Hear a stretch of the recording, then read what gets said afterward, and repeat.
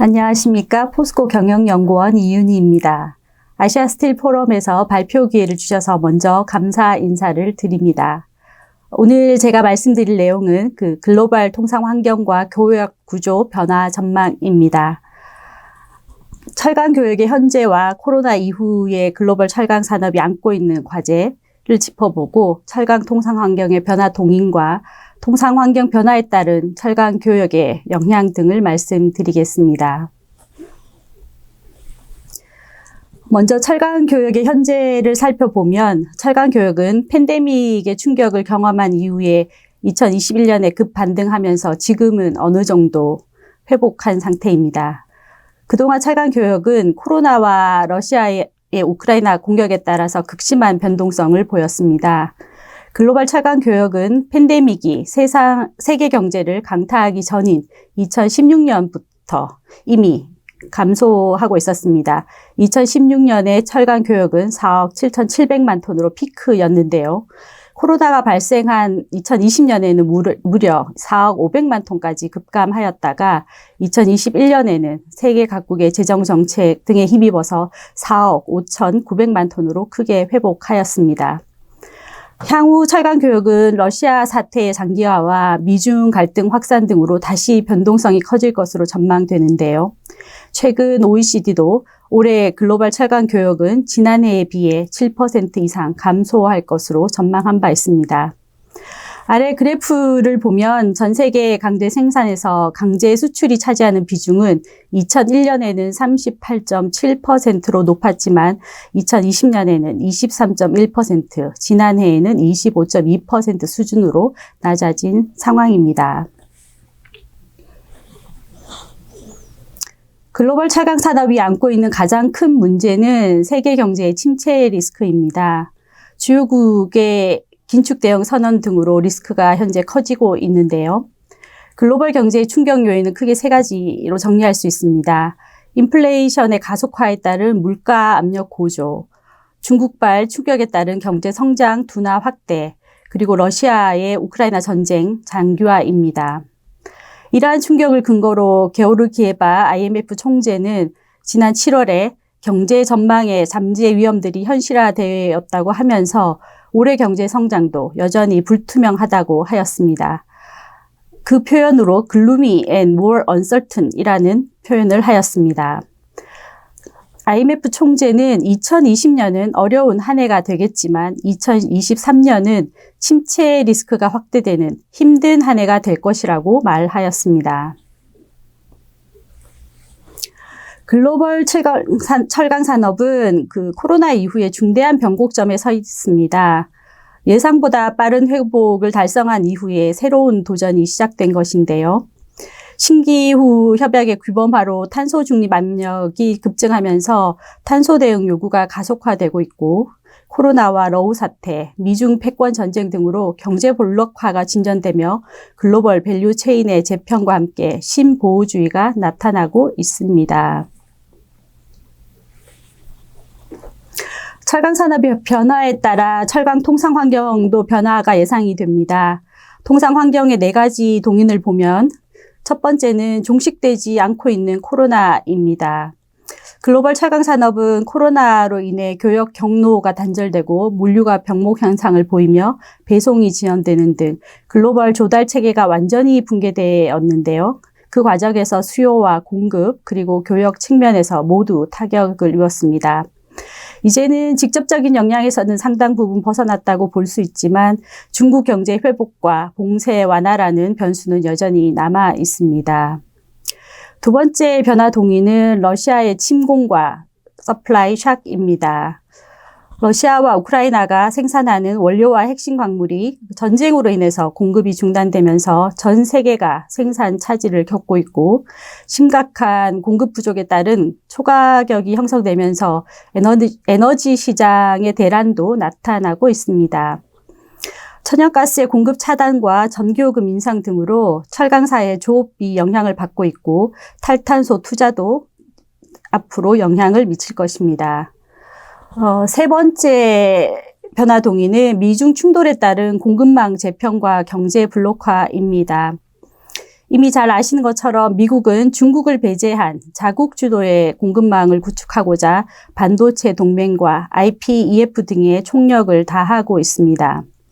이에 대해 중국은 자립자강 전략으로 아태 경제 주도권을 확보하고자 쌍순환 정책을 추진하고 RCEP을 체결하였습니다.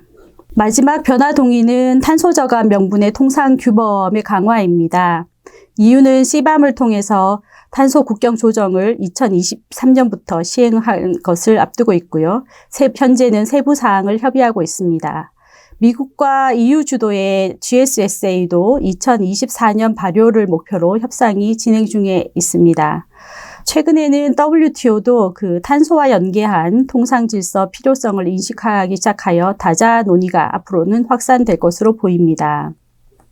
최근의 무역 구제 상황을 잠깐 보면 그동안 철강 산업은 미국과 유럽은 물론 개도국들까지 수입지에 대한 다양한 무역 구제 조치에 집중해 왔습니다.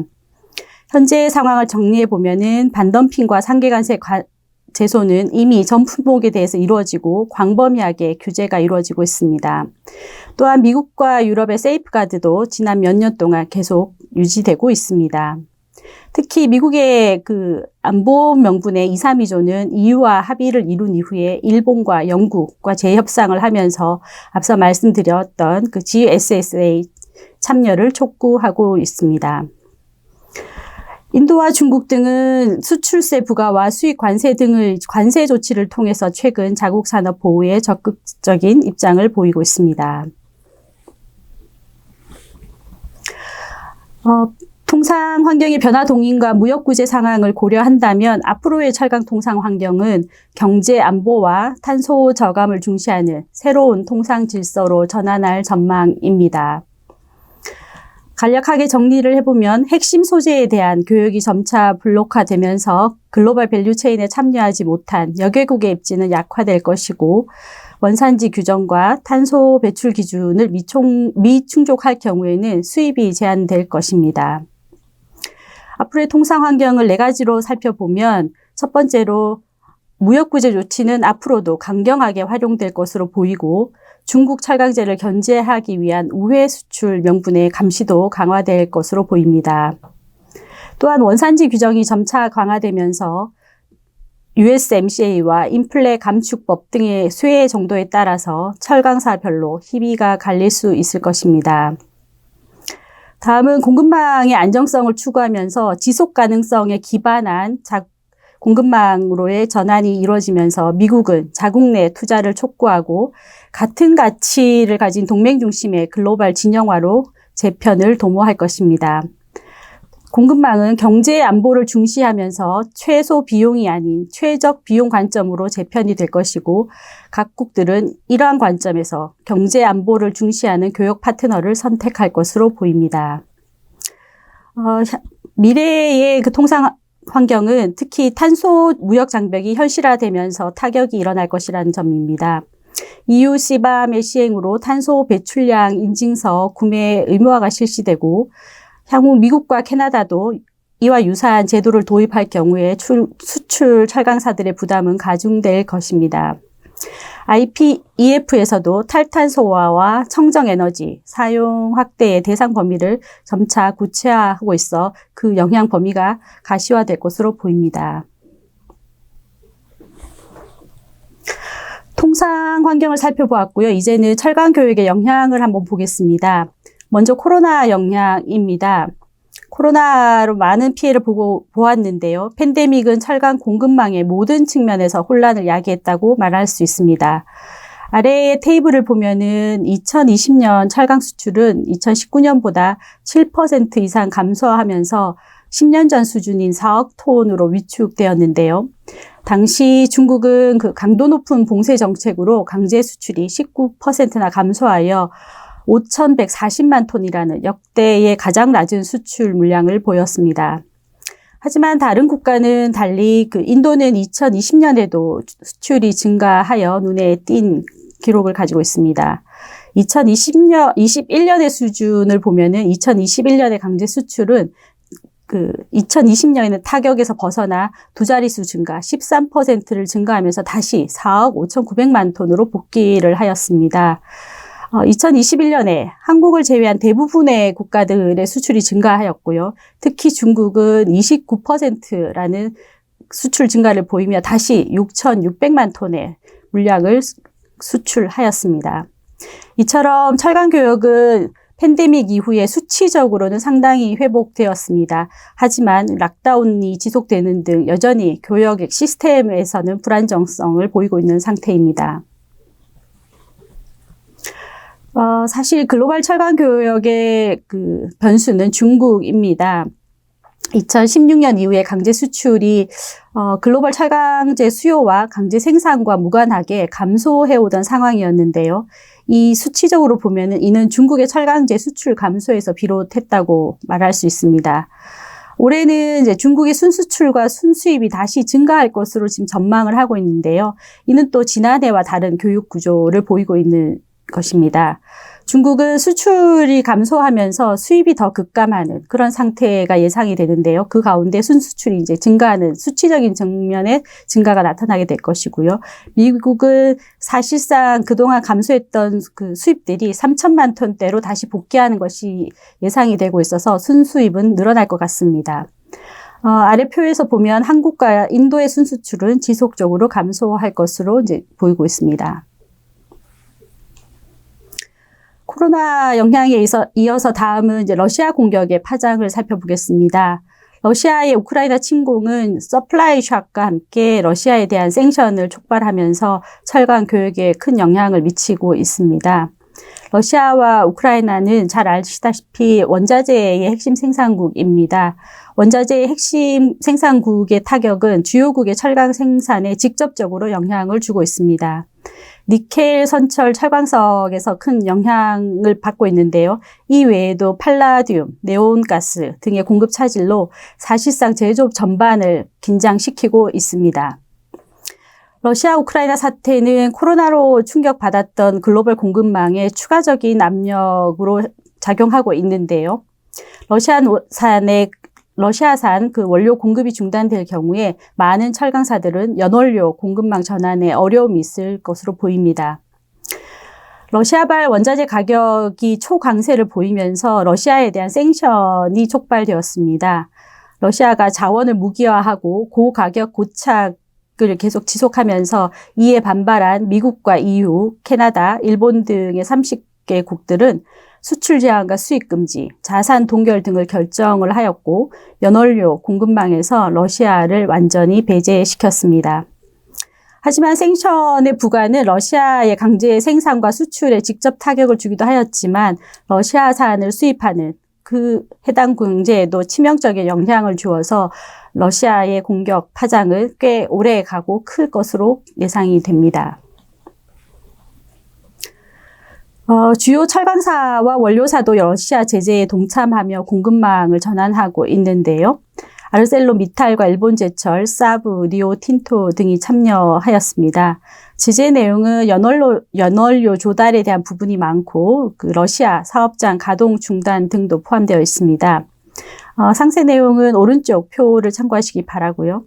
앞서 제가 많은 국가들이 러시아의 제재에 동참했다고 말씀드렸는데 중국, 브라질, 인도, 남아공 같이 러시아의 중요한 교역 파트너들은 이 제재에 동참하지 않아서 이들 국가의 관계는 더 강화될 것으로 보입니다. 러시아와 우크라이나 양국의 수출이 크게 감소한 가운데 반제품 시장에서의 이들 영향력이 유지될 수 있을지가 이슈입니다. 양국의 강제 수출은 전쟁 여파로 올해 2천만 톤 이상 감소할 전망인데요. 이런 점에서 앞으로 러시아와 우크라이나의 반제품 수출 재개가 언제 일어날지는 굉장한 미지수입니다. 오른쪽 그림에서 보시는 것처럼 브라질과 우크라이나는 반제품 순수출국입니다. 판재류와 조각류와 달리 반제품에서는 상당한 규모의 순수출을 유지해 왔습니다. 이러한 반제품에 대한 수입 의존도가 높은 국가는 미국과 EU인데요. 앞으로 이 미국과 EU가 이를 어떻게 대체할 수 있을지는 좀 지켜봐야 할 것 같습니다. 현실적으로 살펴보면 세계적으로 반제품의 대체 공급은 브라질을 제외하면 가능한 국가가 별로 없어 보입니다. 중국은 반제품 순수입국이 좀 되어가는 상황이라 수출 가능성이 좀 낮아 보이고요. 일본은 수출 물량이 소량이라 사실상 대체에서는 제한적이라고 볼 수가 있겠습니다. 철강 교역의 또 다른 면은 인트라 트레이드의 증가 여부입니다. 제가 월드스틸의 국별 교역 자료를 아래에 좀 19년부터 살펴보았는데요. 지난 3년간 철강 교역의 지역화가 수치상으로는 약간 진전된 모습입니다. 유럽의 영내 교역, 러시아를 포함한 유럽의 영내 교역입니다. 과 USMCA 국가 간 그리고 아시아 국가들 간의 영내 교역은 수치적으로 지난 3년간 19년, 20년, 21년 동안 증가한 것으로 보입니다. 철강 교역은 효율적 공급망보다는 파트너십을 선택하면서 점차 동맹국 간의 교역이 증가할 것으로 보입니다. 앞서 제가 설명드렸던 것처럼 그동안은 지리적으로 가까운 국가 간의 교역이 증가해 왔지만 코로나와 러시아의 침공 등으로 공급망에 대한 두려움이 커지면서 미국과 중국 간의 충돌이 또 강화되면서 점차 지정학적 파트너 간의 통합이 강화될 것으로 전망됩니다. 교역 증대가 이루어진다는 것은 파트너십이 있는 동맹국들 간의 글로벌 경제 시스템의 통합을 의미하는데요. 철강 교역이 보다 지역적으로 통합하는 방향으로 진전될지는 아직은 미지수라고 생각이 됩니다. 마지막으로 이제 주요 국별로 교역 변화를 말씀드리겠습니다. 앞서 살펴보았던 공급망 재편과 탄소 규범 강화라는 환경 변화는 철강 교역의 제약 요인이 될 수 있고 각국의 수출입에도 영향을 미칠 것으로 보입니다. 중국은 경제 회복과 락다운 해제 시에는 강제 수출이 다시 증가할 수 있는 가능성이 있습니다. 다만 내수 경제에 집중할 경우에 수출 물량의 증가는 크지 않을 것으로 보이고요. 미국 중심의 공급망 재편과 EU의 CBAM 발효 등은 시장 접근에서 제한을 받을 가능성이 있습니다. 공급망 재편과 원사진 강화는 미국의 수익 감소 요인이 될 것으로 보입니다. 232조의 쿼터 적용이 지속되면 미국의 강제 수입은 안정화될 것이고 자국 내 생산 거점 구축 이후에 자국산 철강 우대와 주요 파트너와의 교역에 주력하면서 수입은 더 늘어나지는 않을 것으로 보입니다. 러시아는 제재 완화가 없다면 생산과 수출의 원상 회복은 어려움이 있을 것으로 보입니다. 다만 러시아산 반제품과 선철의 대체 가능성이 낮다는 점에서 협력 요청은 지속될 것으로 보입니다. 인도의 경우는 수출세 부과로 당분간 강제 수출은 감소할 것으로 보입니다. 하지만 러시아와 우크라이나산 공급 중단의 수출 기회는 계속 모색할 수 있을 것 같습니다.